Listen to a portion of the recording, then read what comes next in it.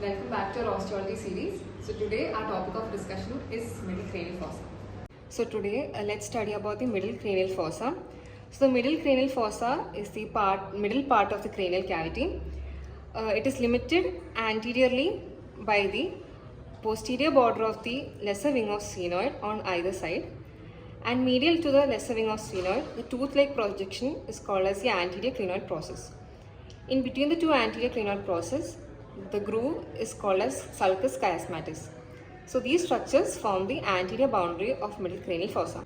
Taking a look at the posterior boundary, posteriorly it is bounded by the superior border of the petrous part of temporal bone and the dorsum sellae, which is the posterior projection of the body of the sphenoid, and on each side of the dorsum sellae, it is angular projections are called as posterior clinoid processes. So these structures form the posterior boundary of the middle cranial fossa. Now laterally, the middle cranial fossa is limited by the greater wing of sphenoid and the squamous part of the temporal bone. So that forms the lateral part. Now looking at the floor of the middle cranial fossa is divided into central and the two lateral parts.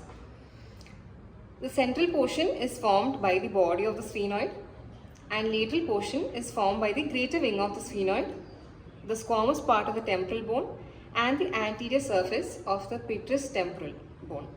Moving on to the features, we shall begin with the body of the sphenoid, which occupies the central portion.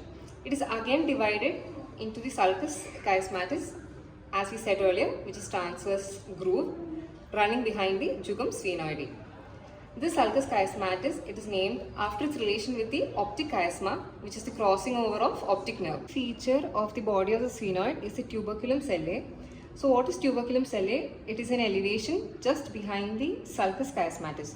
So sulcus chiasmatis is limited by the tuberculum sellae. So what is the importance of tuberculum sellae? It gives attachment to the fold of dura mater, and on each side of the tuberculum sellae are small tiny projections called middle clinoid processes.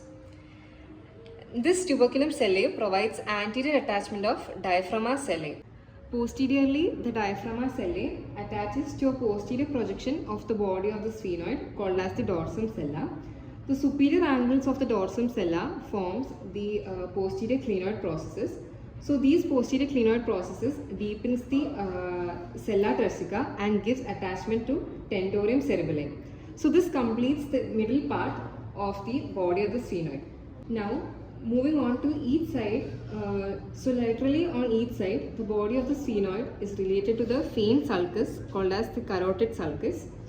So carotid sulcus is observed as a shallow groove on each side of the body of sphenoid. And this groove is related to the internal carotid artery, as the name indicates.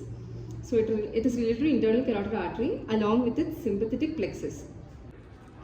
Laterally, the lateral part of the middle cranial fossa lodges the temporal lobes of brain.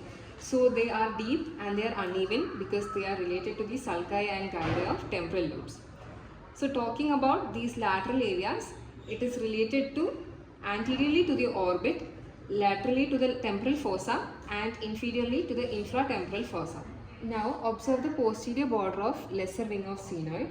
Beneath the lesser wing of sphenoid, there is a triangular gap. This gap is the superior orbital fissure.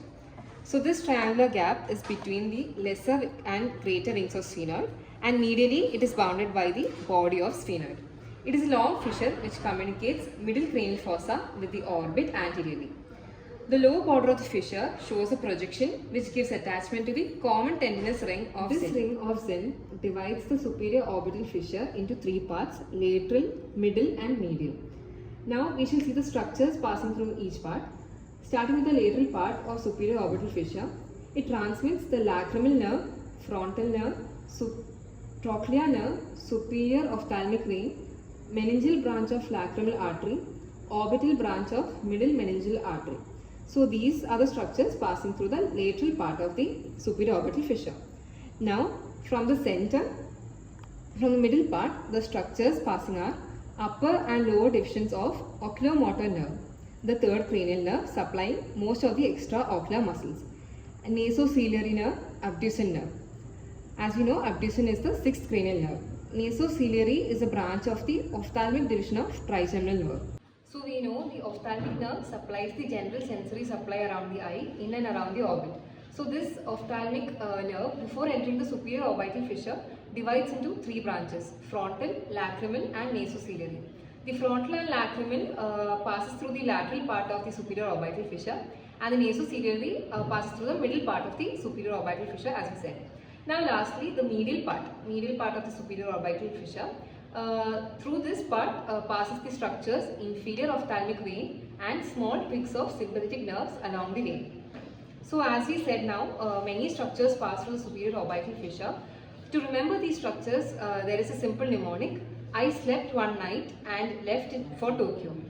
So in this, I stands for inferior ophthalmic vein, S stands for superior ophthalmic vein and sympathetic nerves, O stands for oculomotor nerve, N stands for nasociliary, A stands for abducent, L stands for lacrimal nerve and T stands for trochlear nerve. Now let's talk about the foramens present on the greater wing of sphenoid. So firstly, the foramen present below the superior orbital fissure, which is the foramen rodendum. As we can see here, this is the foramen rodendum. So as we know from the name, rodendum means round. So this is a round foramen which is oriented anteriorly towards the pterygopalatine fossa. So it is not visible in the norma basalis. Structures passing through this foramen is the maxillary nerve, which after crossing the foramen gets dilated to form the pterygopalatine ganglia.